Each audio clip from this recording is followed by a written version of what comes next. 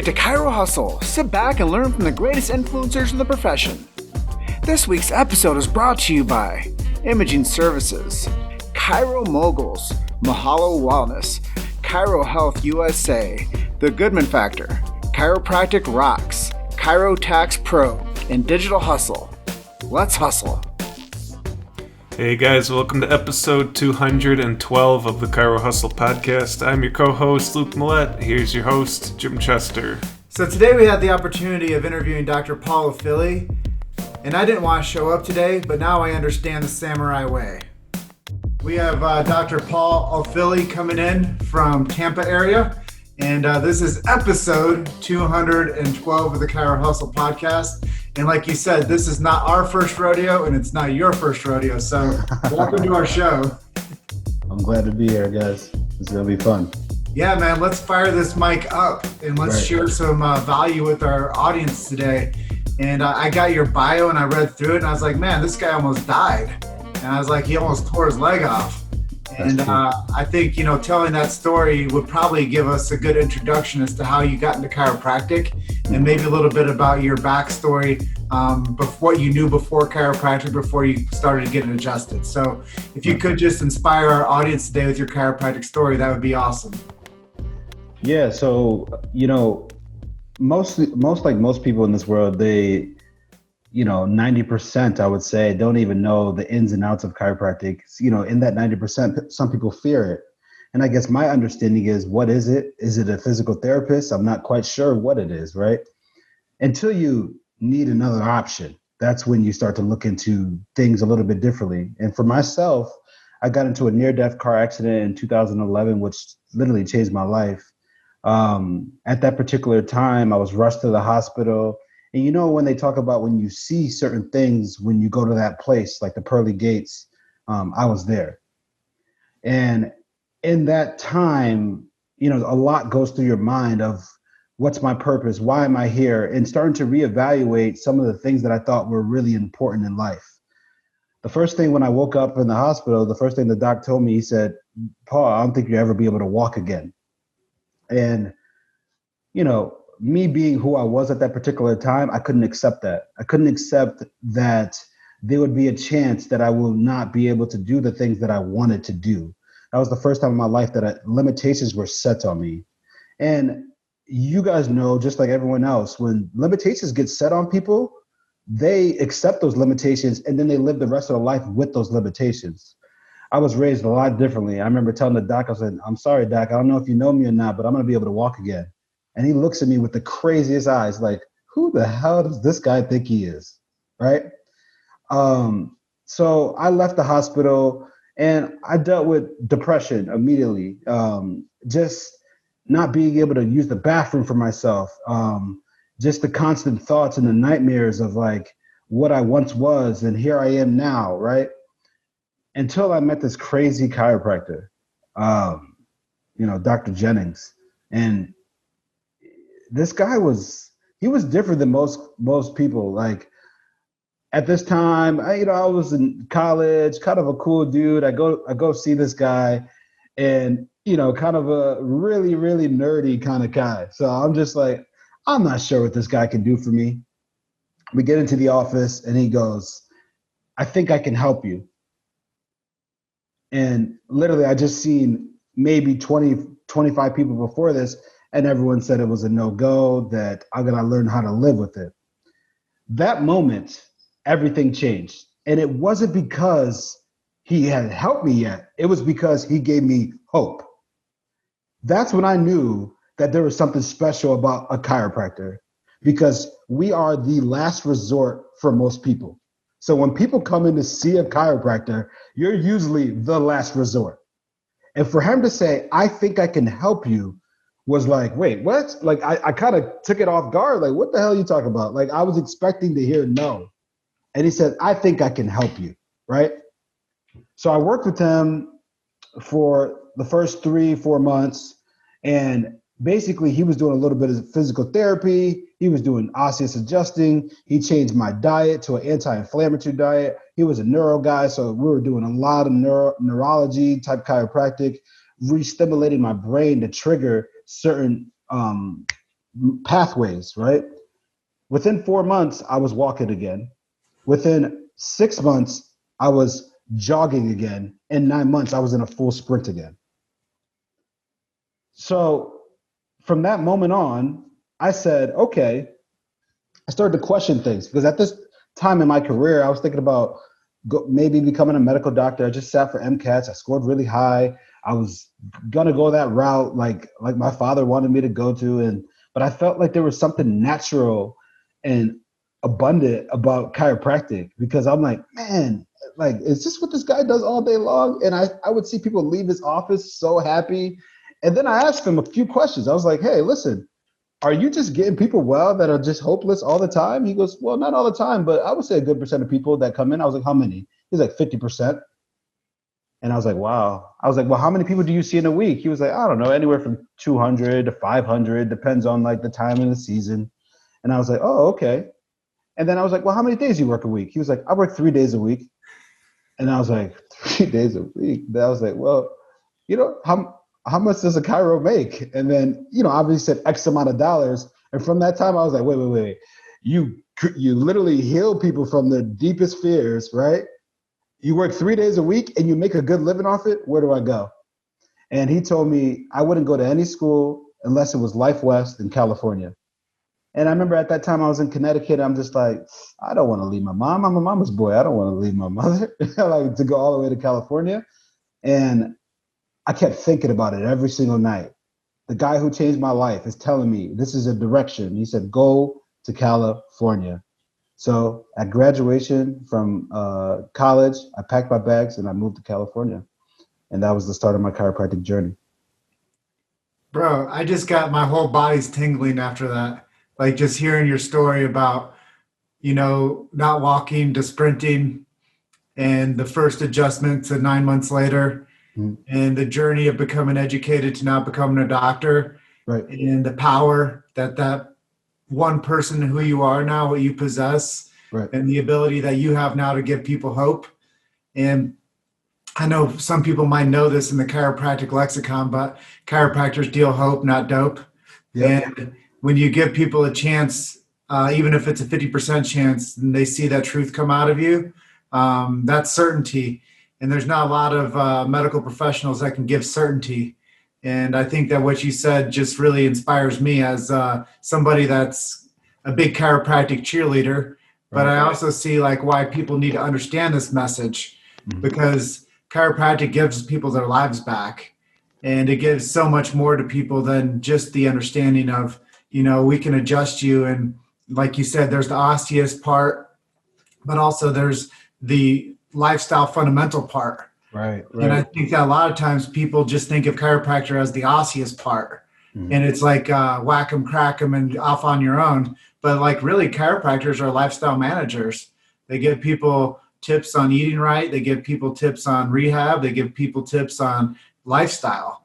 And that's the thing I love about the profession as well, is it gives people the opportunity from cradle to grave care. And it gives people opportunity. If they're elite athletes, heck yeah, go to it. But if you're looking to make an improvement with some type of, like you said, pearly gates type synopsis, like heck yeah, I want to go see a chiropractor too. Right. And I just think that what you said is very inspiring. It gives a lot of people hope. And just thank you for sharing that. Oh man, I'm glad I went through it. I think, I always think that I could have died in that car accident and easily could have died. I mean, the doctor was like, you're lucky to be alive. I remember that was the first thing he ever said to me when I got back up and got out of that space. So I know that I'm doing this for a reason. So when I touch people, I don't play around. Like this is my profession. This is my heart. This is my soul. And I got to be the best. I got to train. I got to train my mind. I got to train my body. I got to train my spirit. I got to train my soul. I got to wake up every day and be dedicated to helping others because I got a second chance. That's powerful, man. And I know you do something pretty unique in the chiropractic space, and you've helped a lot of people. Would you mind sharing with our audience the Samurai project? Yeah. So Samurai, it was based on a couple of things, because if you think about a samurai is someone who's really, really skilled, right? And a samurai they don't need to tell you that I'm a samurai. Like if a samurai comes up with a sword in the outfit, you're probably scared because you know that they are gonna handle some business. So that's where the name came from, because I feel like they're the optimal warrior, right? And basically what I created samurais for is because I saw a disconnect. I saw a disconnect between the greatest healers in the world not being able to open up a practice and make sure that it's profitable for them to stay in the profession. So what I did is I created a triad of these three things are very important for you to become a chiropractor that can really change lives. Because if 5 years pass and you don't make any money in chiropractic, we probably won't see you again. Because, I mean, you got to make money to live, right? So I see it as this. You got to be really great at the art. If you're really great at the art of chiropractic, being able to adjust to someone, taking someone from dis-ease to ease, deep osseous adjusting, really shifting the human consciousness of that person. The second thing is communication. You got to be able to talk the talk. If you cannot talk the talk, people will not listen. And if you can back that up with that art, that's even twice as strong. And the last thing is business. You got to learn how to be an entrepreneur and how to run a business. And a lot of people just serve for the sake of serving, but that can limit you. You need systems. You need backing systems that allow you to serve out of abundance. And I think if you can tack in those three things really well, especially as a young chiropractor, because when you get out of school, they teach you to work for somebody. And I think that's cool and all, but the power is owning your own business and expressing your own art. And I think that's why a lot of us came to do this. And that's what I do is I teach people those three things. And I think we can create better chiropractors that way. That's powerful, man. So can you tell us some of the mantras that you live your life by, and maybe some of your favorite motivational quotes? For sure. So on the back of this shirt, which is the quote of samurais, in my life quote, it says that the only person that you have to be better than is the person that you were yesterday. But let me explain. If you constantly, every single day, get a little bit better every single day, if you look at the framework over a year, 2 years, 10 years, like it's phenomenal the changes that you can make. But the problem in today's world is we compare ourselves constantly to the next person next to us. And they can give a damn about you, nor can you give a damn about them, but we constantly compare ourselves to other people. When all I ask myself every day, did I get better today? If the answer is yes, I'm on the way to the progress that I want to get to. So that's the quote I live by. Sometimes when I'm not feeling good, I repeat it to myself to make sure that I understand that this is a competition versus me, nobody else. Yeah, my little video I just did about Jim in the gym, I was touching on, it's not about what you say, it's sometimes about what you don't say. Right. And I think that that's so much about like our culture right now is we do have a lot of people probably watching this interview right now that don't say anything. Right. They just tap in and watch. Right. And I think that that's what we have now is we have a culture of people that if it interests them, they'll pay attention. But to get interaction is a whole different level. And right. The first level is you. You have to interact with yourself. Right. People don't love themselves enough, right? Yeah. And, as I've gotten to know chiropractors, they do live a multi-dimensional lifestyle. And they live by certain, life values, eating right, thinking right, moving right, getting adjusted, working on their immune system, working on their nervous system, taking care of their communities, taking care of their families, and like you said, taking care of your business. Right. And when you think about all of that coming together, now you have the ultimate provider. Right. And that's what I love about the chiropractic profession is you guys pay attention to a daily basis. When you're good, you track stats. When you're good, you track numbers. When you're good, you deliver the goods. Right. I think so. You're talking about the samurai thing. Mm-hmm. What does the training look like for people that want to do that? Oh man! So the training. So I teach all across the country. California. I'm set up in Florida. I'm set up in Texas. I'm set up in New York.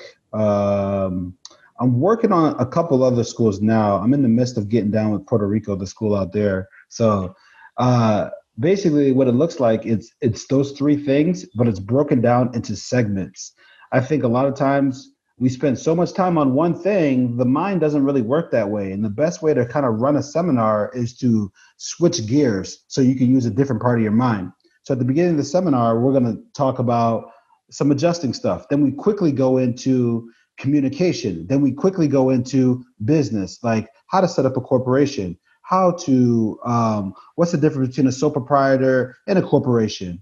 What does it look like on the state that I'm in? What am I going to pay to set up a corporation there? Why a corporation in the first place? What's the power of being self-employed? Understanding what your student loans look like. What's the best way to go about paying your student loans? How to hire an assistant, how to gather a care plan, how to understand clientele. And the key one is how to meet people where they're at. Sometimes chiros just try to vomit on people what they know, but the truth is the world doesn't understand what we know.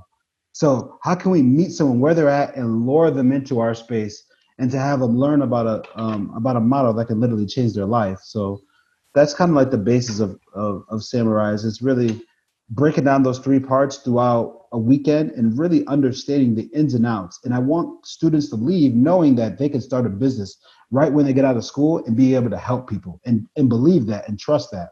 Because that lack of trust is what causes people to work for people for 10, 15, 20 years and not being able to do things how they wanted to do it or how they envision it before they even started chiropractic school. So earlier you mentioned that chiropractors are typically like the last line of defense. They're the last resort people go to. How do you think the world would change if everyone treated chiropractic as the first resort, or if everyone started getting adjusted regularly? Well, that's a double-edged question, right? And the reason why that I think that is because if everyone got adjusted, right, that would be a really, really good thing for the world. But the quality of the adjustment is what matters the most. I know a lot of average chiropractors, people that don't spend time and work on their craft. So if you're asking me the question, if everyone was getting a supreme, optimal, high-level quality adjustment, how would the world change? I think the world would be a different place. I think there will be a lot of love. I think there'll be a lot of understanding and there'll be a lot of empathy because people will be more connected. So just getting a basic, I think, will allow people to get to the next level. But I think if it was all optimal across the board, I think this we can literally change the world because I really believe that there's a difference between, like, if you're going to box, right, and you're going to get your average boxer and you're going against Mike Tyson, there's a difference in skill level there. And it's the same thing with chiropractors. You know how many people went to go see a medical doctor that just feels average? Then they go to someone who's like great, and it's a night and day difference. So to better answer your question is we got to put it on ourselves to get better. Because if we get better, then that goal can actually become a reality. You stirred up a lot of feelings with me there because I've always told people this, even a doctor that graduates last in their class is still a doctor. Mm-hmm. And you brought up some intentional things about becoming a craftsman rather than just a handyman. Right. And I think when you think about chiropractors, we want to create like craftsmen, and we want to create Michelangelos, and we want to create masters. Right. And I think, as you start talking about this, it's not just the adjusting, it's the business. And if the chiropractor has a good business, then they can push that together with both parts of that coming, down the line, business, adjusting art. Right. And I really believe that there's a lot of average people out there. And if you aspire to be great, then you can teach.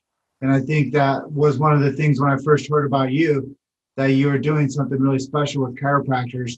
I wanted to bring you on because I was like, wow, this guy has people that admire what he's contributing, right, and he's able to help people with his skill sets. And I think that that's really important because not only are you adjusting people in your practice, but you're adjusting the young minds and their techniques and abilities to go out there and open up that practice of their dreams. 100%. One thing that's my biggest pet peeve is poor effort. Poor effort annoys me. Like, there's nothing in this world that annoys me more than poor effort. If you're going to do something, give it all you got. Like, Why? Then why do it? Like, you know what I mean? I'm not here to be the 300 best chiropractor. Like, I'm here to really do, do my best. And anything less than that to me is a crime, because you should give your top effort. Like your podcast. Are you here to be the 5th best podcast in the world? No, you're here to be the best podcast in the world. And if everyone doesn't have that mindset, then there's a problem. There's a disconnect. Yeah, and it goes to heart too, because there's times where, like I was saying off camera, it's just like that you feel like you're doing so good, and then you like realize that you can do better. Right. And then you feel like you're connecting a lot of the dots, and you're like, wow, what can I do to make this better? Right. And you don't realize what you don't know until you start asking people that are really good at what you do, and you see some blind spots. And that's really what I think. You just said it right there. People are scared to be around people that are better than them. They're scared to be around the optimal level people. Why? Because people feel comfortable being the best in their circle. I constantly want to grow and be around people that are doing it 10 times better than me. Why? Because I can learn a lot more that way.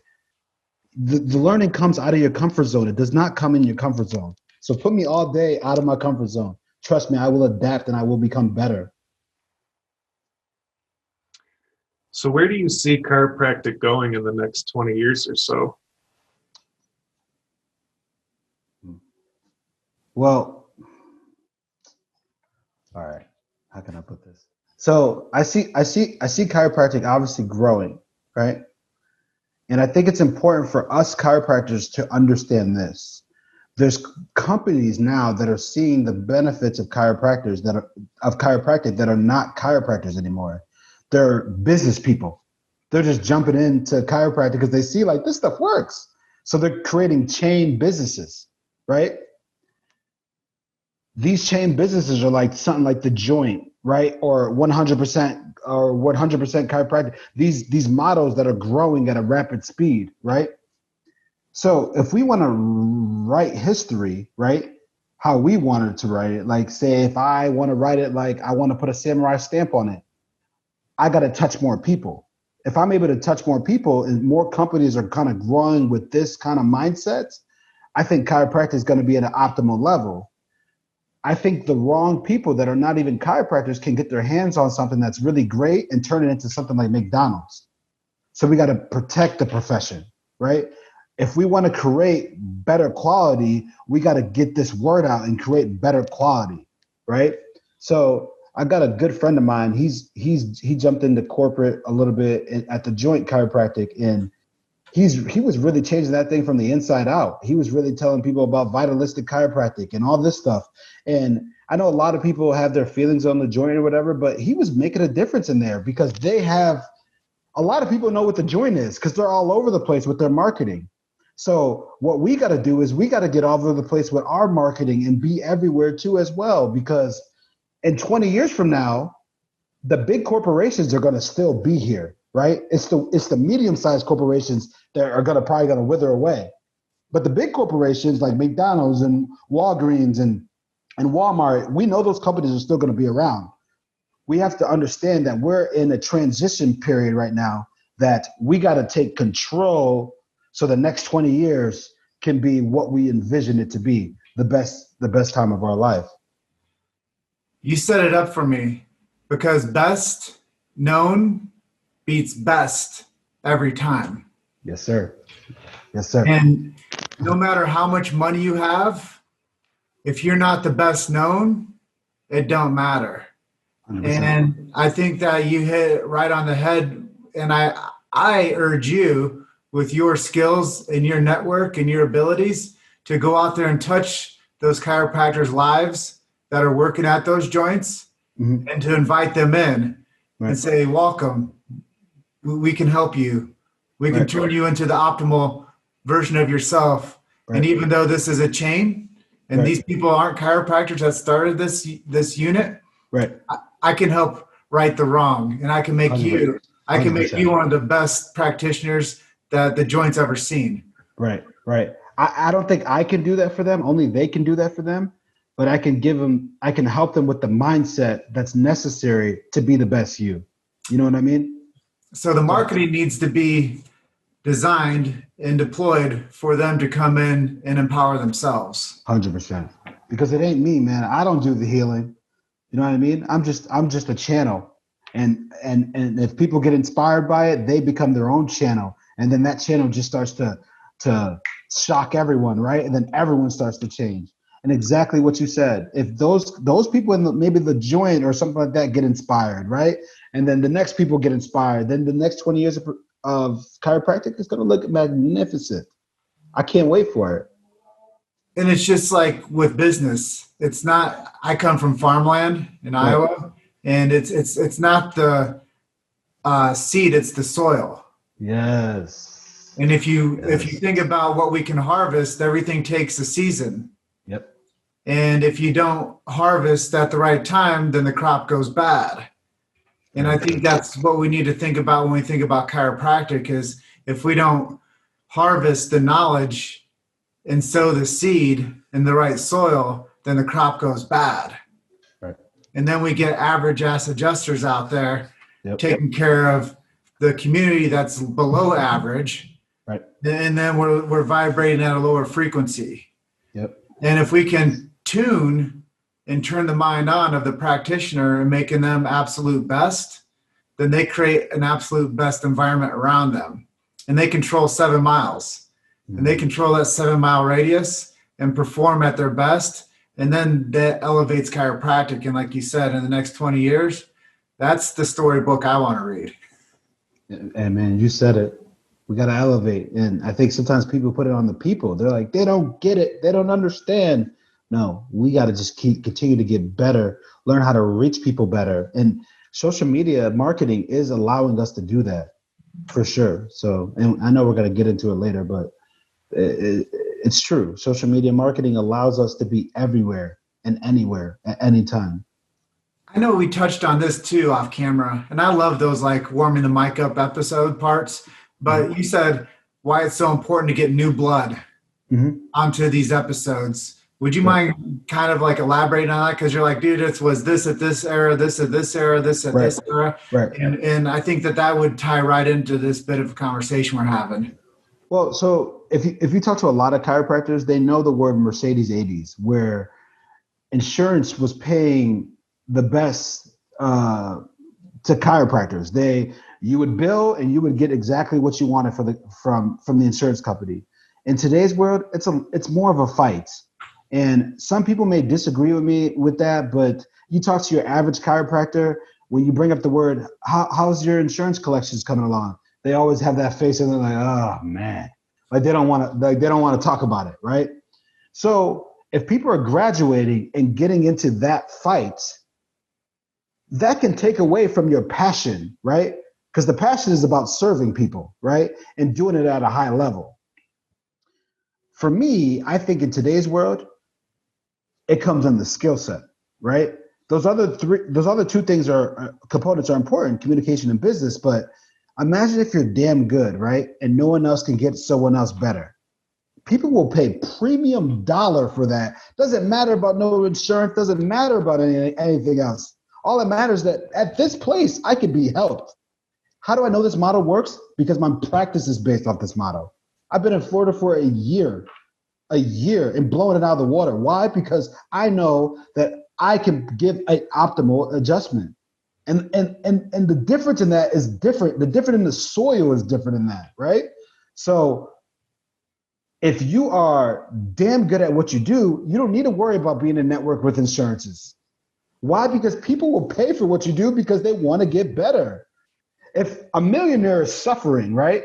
Like our president just had coronavirus. He doesn't care, about how much it's going to cost. He's going to pay whatever it's going to take for him to not get COVID anymore, right? It's the same thing with healthcare. It's the same thing. People are hurting. They will pay for someone to get them in a better place. So the real bang for your buck is in today's world is be damn good. Not just be a chiropractor, be a damn good chiropractor. Then people will pay cash for what you do. Not one person flinches for a second.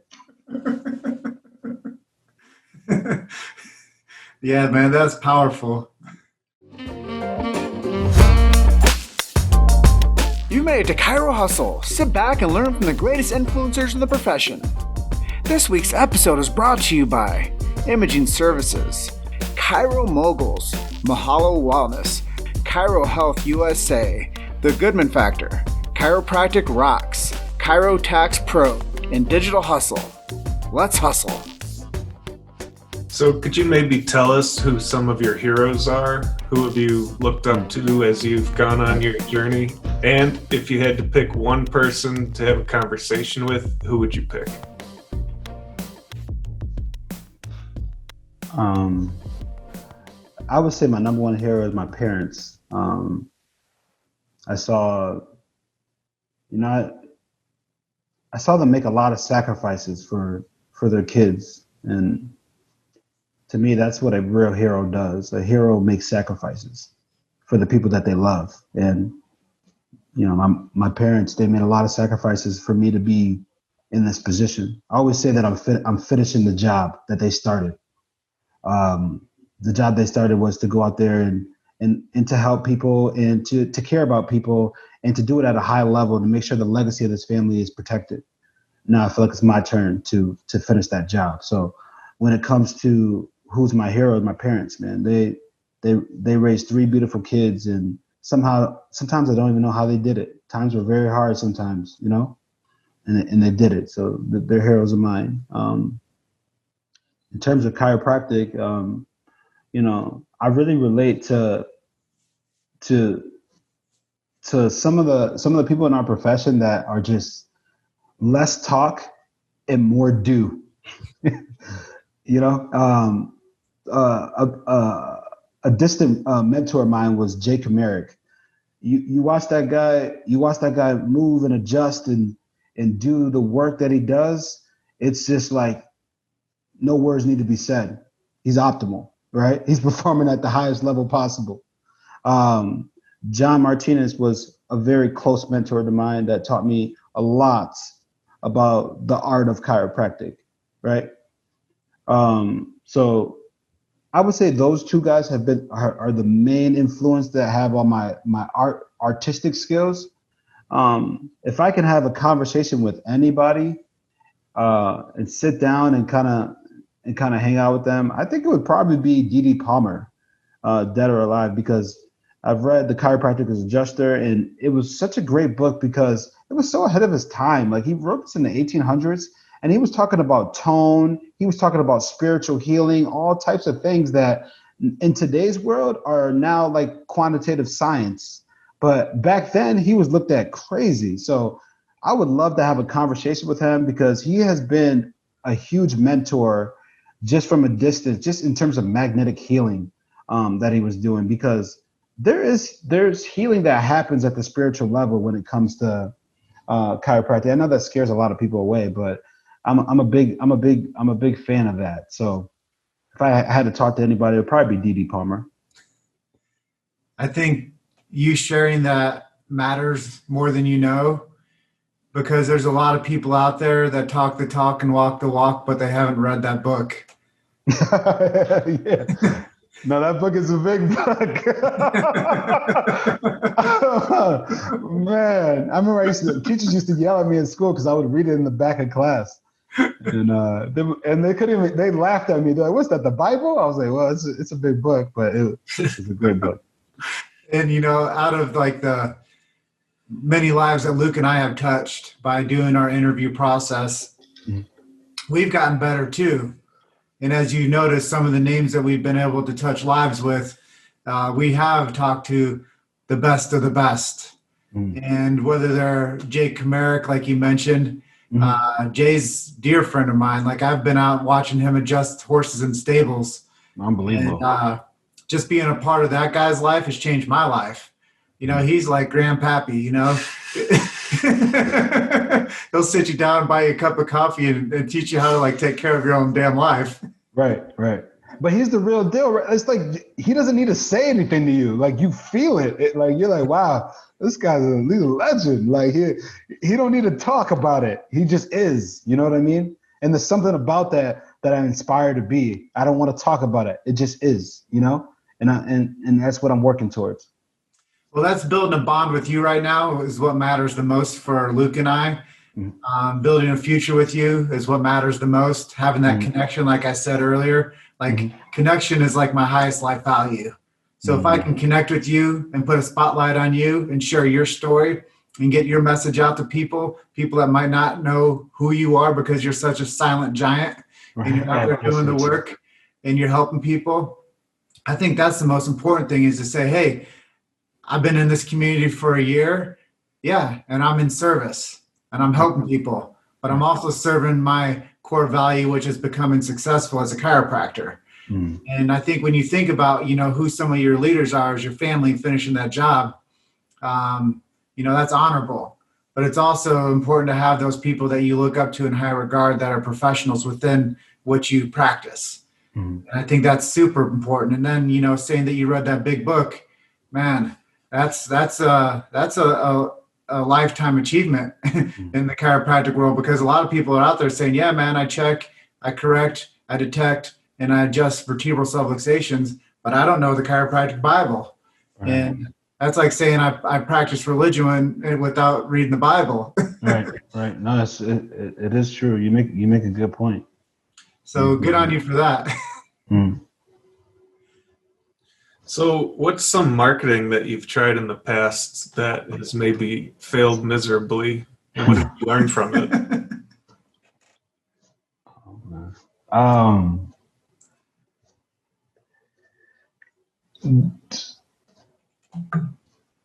I think there's nothing that I did that failed miserably, but hard work doesn't mean much if it's not smart. You know what I mean? And what I've learned over a period of time is how to get smarter. In today's world, digital marketing is where it's at. The reason why is because you're attacking a population of 90% that don't want to see chiropractors, that don't know about chiropractors, and don't even know what chiropractors do. If they see an ad of me online, right, and the offer to come in to see me is very at a low rate, and I know some people are going to feel a way about that, but I feel zero ways about that. Why? Because people don't know what we do. So to give someone an intro into what we do for a very low cost of entry, taps me into a market of people that can learn about chiropractic. So I would say social media is the way to go today, but social media before was hit or miss, because it's all about who you're working with. There's a lot of slimy people out there when it comes to social media. I can get you X amount of people, talking all that big talk. And I work with guys that I really like. That a particular story is the first month wasn't too well with them. Like nothing was really happening. And they said, listen, we will run you for free until this starts working. And I'm a man about loyalty, and it started clicking month 2. So you got to find good people around you, because I think there's a lot of snakes out there that can give you away that actually can be considered bad marketing. So, but the old school way was screening. In COVID world now, like I don't even know when we're going to be able to go back to screening. So a lot of people have to think about what's been working for them for the last 20 years and start to readjust to how the world is today. Screenings are fun, but I mean, I don't know if you guys know about screenings. It's kind of a wild thing. Like you're out there with a spine and you're trying to tell people about chiropractic. Like, aren't you the doctor? I'm like, well, I am, but I'm also out here giving a free demo, So it was, there was a disconnect with that. I always felt weird about it. I was really good at it, but it was always weird. And now in today's world, people come to my home court. Like they come in with a low barrier entry and they come to my office and around my setting, and I can say what the philosophy is. You know what I mean? Yeah, I get everything that you're saying. I've been around the block a few times here and there with chiropractic marketers. A lot of them follow what Luke and I do, and they poach and they creep on what we create, and they friend everybody that I interview. Right. And they're always prowling, man. So yeah, there are definitely a bunch of sneaky people out there following around, peeking around what hustle's on. Right. And they're trying to hustle on the hustle. Right. I can only imagine. I don't doubt it for a second. No, we're lightning rods for this profession. So whenever you strike, people want to be like, ooh, hustle struck again. Right. We're going to go creep on that person. Next thing you know, you got 10 new friend requests. They're all marketers. Just wait. Man. Yeah, I'm scared now. Like I said, I got someone who I love, so stay away. Stay away. They're like, we're getting you, Paul. friend request. Hey, we got a great offer for you, bro. But you said something else, and a lot of people that do know me at my core, they knew that I worked in the chiropractic office for 5.5 years before Luke and I started making chiropractic documentaries, before we started becoming a megaphone for the profession. But during that gestation period, I went out and I did 600 screening events in 2.5 years. So when you talk about like the awkwardness of it, like, yeah, man, I had to become an expert communicator. And that's why talking the tick to a professional like yourself is so easy for me, because I talked to the public for 2.5 years on countless hours. Like you're saying, it takes 10,000 hours to become like a master. Like I can't tell you I did 10,000 hours of screening work, but I can tell you I became a master of the message, and I became a master of the deployment, the setup, the close, the pre-frame, the back end. Like when you talk about like what that is, yeah, it's hokey as hell. But when you got a 70% show rate because you went out there and you told people the truth, that allows you to change people's lives. And like you said, a low barrier of entry gets people to come into your arena. When people show up to your place, that's when you get a chance to change spines and minds. Yeah, and 100%. I think that's one of the most important things when we correlate marketing with like grit. And I can't wait till COVID goes away so I can relaunch our program, New Patients in a Box.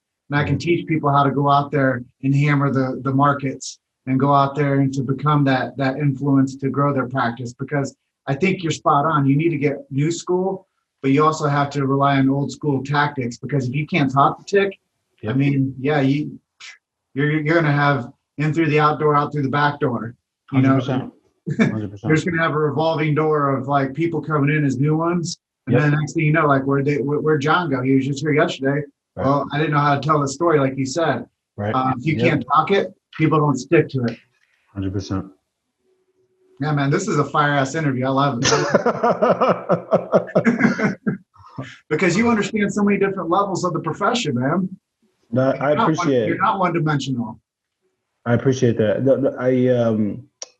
I'm an observer. You know what I mean? Like, don't tell me who you are, what big name you have. You're going to see me quiet around you for a long time, and I'm going to just observe your movements and see what you do, and then pick up what I like and, disregard what I don't like. And I think I've done that for a long time in this profession, where I just observed a lot of people. You know what I mean? A lot of people are great in this profession, but don't take away from your own greatness. You know what I mean? Respect it, but don't take away from yours. So what's some advice that you would give to maybe a struggling chiropractic student out there? Right. That's a great question. The advice that I would give them is that the time is now while you're in school. I think that there's this whole thing of like, I'm going to figure it out when I graduate. It's a painful process to figure it out when you graduate. So there's nothing better than real world experience. So while I was in school, you needed 10 new patients, right, in clinic to graduate. I brought in 70. And the reason why I brought in 70 new patients is because I thought the more reps I get, the better I'm going to be at it when I graduate. So what I tell people to do is to treat clinic like it's practice. And there's a lot of people getting ready to transition to clinic right now, trying to go in half-assed with that learning experience type of mind versus like, this is my clinic and I'm going to try to learn as much as I possibly can, versus like, I'm a victim of this clinic.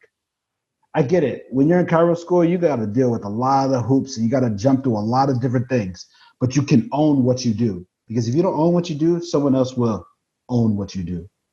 And personally, I think a lot of these students, they get around halfway through school and they just kind of got by, and I see a lot of students that don't even do adjustments. The teachers do majority of the adjusting for them. You're not doing yourself any service by doing that.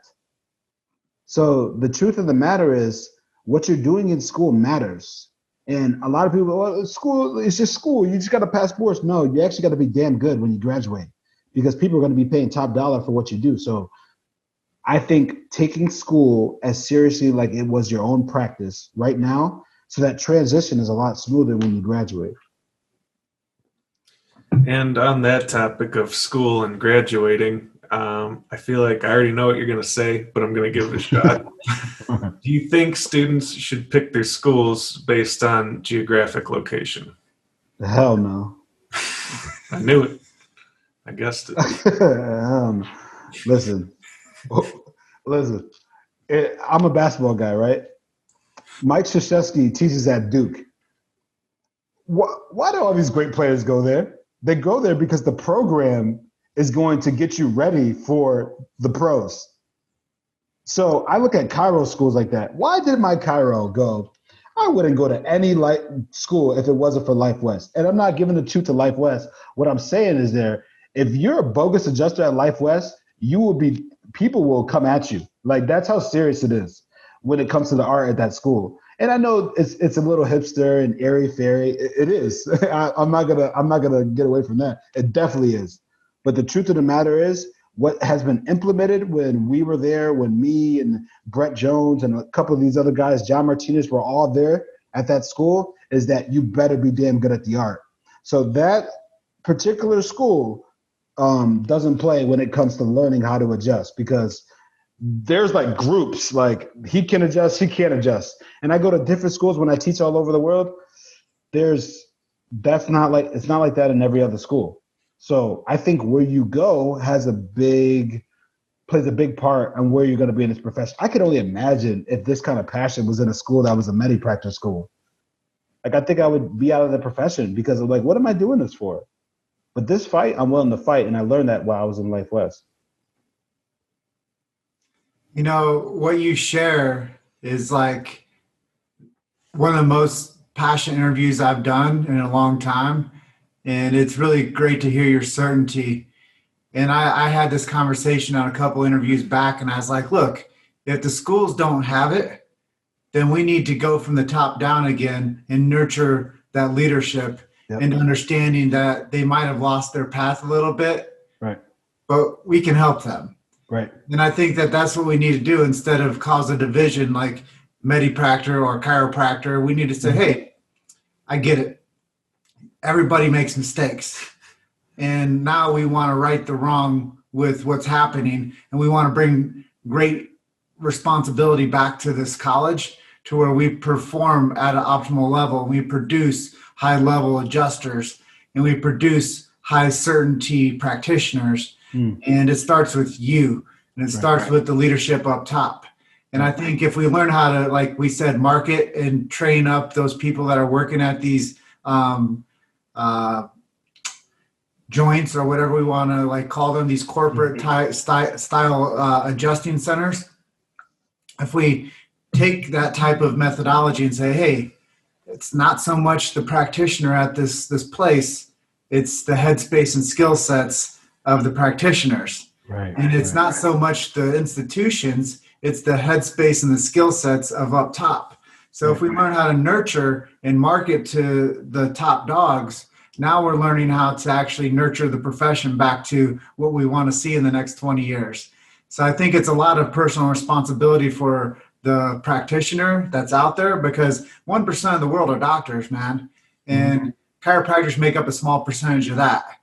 And, you know, one of the things I really love about interviewing chiropractic students is asking them, are you the first doctor in your family? And what does that mean to you? Right. Well, where did you learn that from?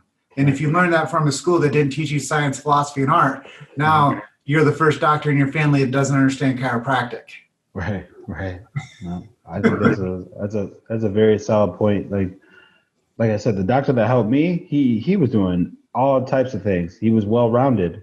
And I think it goes back to just be damn good at it all. But make sure you tune in on that adjustment, though. Really tune in on that. have an understanding what anti-inflammatory is. I mean, if you're into Paleolithic diet, you're into that. Like, there's a lot of great things in this profession, but that adjustment is what separates us, because a lot of people can talk diet, a lot of people can talk all that stuff, but the adjustment, not everyone can do that. You know, I mean, patients come up to me like, I wish I could do this to myself, but you can't, right? That's why I want to come to Tampa and get adjusted by you. So maybe you could tell us a little bit about yourself. What do you like to read? What do you listen to? Maybe what are some of your hobbies? Man, I start my morning off every morning with a walk, like a walk in nature. And I'm usually first thing I do is I either call my mom or I call my dad just to say good morning and tell them that I love them. Then it goes into podcasts. I may listen to too much podcasts, to be honest. Like, it's about an hour or 2 hours a day usually. What do I like to read? I can give you some books that really resonated with me. I'm a big fan of Joe Dispenza. Breaking the Habit of Being Yourself is one of my top books. You Are the Placebo is another one of my top books. Evolve Your Brain is another one that he did that I really love. The Way of the Superior Man is another one that I love. When it comes to like business, like Rich Dad, Poor Dad, Rob Kiyosaki and all his books are phenomenal.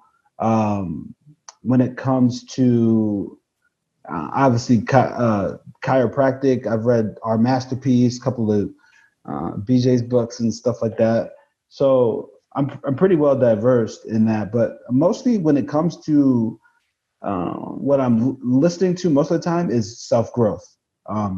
I'm always trying to grow. I don't spend time reading too many books that are not realistic sometimes, because like I just want to grow myself. So what's a better thought process? What's all this stuff? So that's the majority of the stuff that I'm reading, because I constantly wanted to be developing. You know what I mean? And it's not for nobody else. It's for me. I got to feel good about myself, right? When I wake up in the morning, I got to feel like, wow, I'm improving. Because the moment I don't say that about myself, then there's a disconnect. And that's when the depression and all that kicks in, because we all felt it before. When we're not living into our purpose, we totally become disconnected.